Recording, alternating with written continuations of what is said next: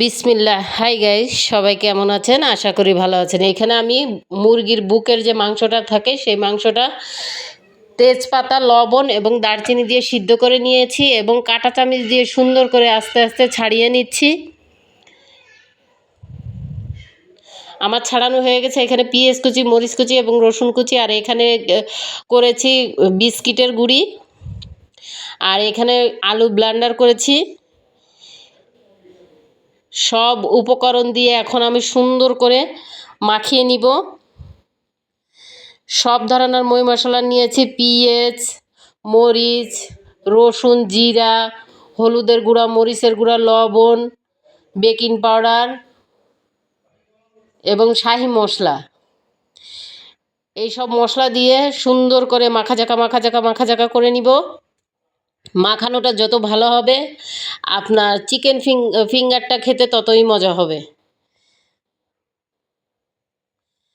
তো আমার মাখানো হয়ে গেছে। এখানে এবার কিছু পরিমাণে তেল দিয়ে দিব, আর এখানে একটা ডিম গলিয়ে নিয়েছি। এখন সুন্দর করে হাতের সাহায্যে এক একটাকে এক এক ডিজাইন করা যায় সেভাবে করব। যে যেরকম ডিজাইন করেন, কেউ গোল করতে পারেন, কেউ ফিঙ্গারের মতো করতে পারেন, কেউ চারকোনাচে করতে পারেন, বিস্কুটের মতো করতে পারেন। যার যেটা ইচ্ছা সে সেইভাবে ডিজাইন করতে পারেন, কোনো সমস্যা নাই। এবার এটাকে আমি ডিমের মধ্যে চুবিয়ে একটা প্যানে তেল গরম করে ফেলেছি।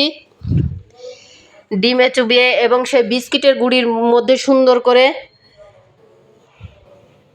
দিয়ে এবার দিয়ে দিলাম তেলের ভিতরে।